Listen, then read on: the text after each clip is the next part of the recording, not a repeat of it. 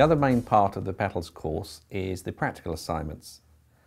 Now, some people think the practical assignments are purely just a micro-teach. There's a little bit more to it than that. Now, depending on which course you're doing, if you're working with our full course, you will get more time on the course to run through this. But again, it's a good idea to have some idea of the subject you're going to be covering and start planning before you even come along. If you're working through with our distance course, you only got 1 day with us. So in that day, you've got to deliver your micro-teach session and also review a lot of the information in the folders. So get as much of this done up front as possible, particularly when we start talking about the session plan and scheme of work. You need those emailed through to us. Now, all forms we're talking about in these folders is all available from the website as a download. The form you actually download from the website might look slightly different because some of the forms change or we put an extra few notes on them as time, but all these forms are there. So when you're working through the ones we're talking about, if you want to type them and then email them across, that's no problem at all. Just download the form, the Word document from the web, and you can email that across to us. So within this section here, the practical, the first of the assignments is produce a learning program scheme of work in your subject area for a minimum of 6 sessions. So here would be your main sort of effectively a day's teaching or something like that. The form is all in there, start filling it in. How to do these are all in the student manual, so have a look through. The best thing to do is have a go. So pick on a subject you know, the subject that you've got your expertise in. Now if you're working through with our first aid combined course, we want you to redo this as a first aid. So you keep these subjects as first aid. It stops having to duplicate extra sessions when you come and do the practical part. So have a look through that, start to develop a plan which works really well for you and practice it. Just fill in each of the columns as you work through and then make sure that the form works for you. It's got to have, you said here, a minimum of 6 sessions in it. So make sure yours has got a minimum of 6 sessions in.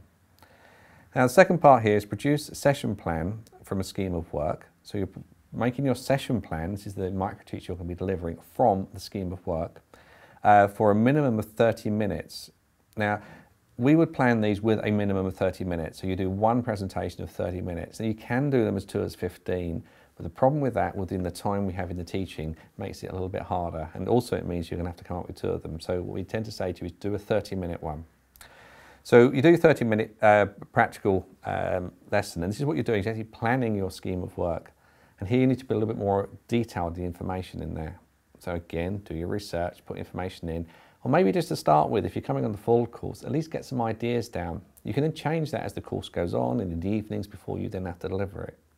Now this is the lesson that you are actually going to be delivering in the classroom. Now we're going to cover the micro-teach in a little bit more detail shortly on another video.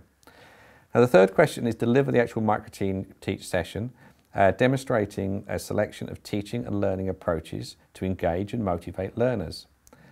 You need to communicate appropriately and effectively with your learners. You must not deliver the same session for more than once for 30 minutes delivery. So we've got a 30-minute session.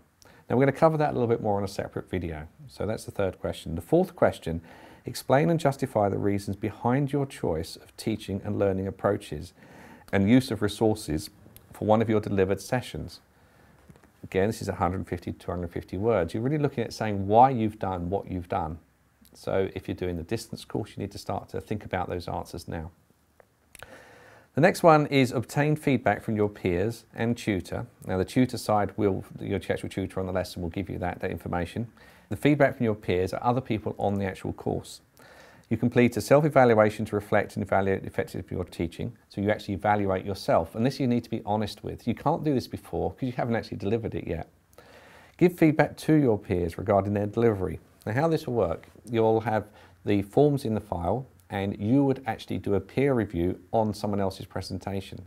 This is not find the fault with it. You need to be honest, and it's more, it's constructive criticism and positive encouragement, feedback. So what you'll have is you'll do these for other people and others will do it for you. So you'll collect them into your folder, the ones that other people have done. The ones you do for other people we'll copy, and so in your folder you'll have all the ones that you have delivered for other people as well as ones that they have delivered for you. Next part is complete a reflective learning journal after each assessment task. This is the same as when we did the theory task. You actually do a reflective journal on them and make sure that they're all in the file. Question 7, at the end of the course complete a summative profile and action plan. This is something you do at the very end. If you just glance through the folder, you'll see all the rest of the forms you need to fill in. So with the practical side, if you're doing the full course, make sure you've got at least the subject you're going to be covering and you've got some ideas put down. If you want to do it all, it's fine, it's not a problem. You can always change that on the course or in the evenings of the course. The more work you do before you come along, the less work you're going to have to do in the evenings of the course. Have a look through the folder and the other things, and maybe you can start making some notes or making some notes in the book, and you can complete those afterwards.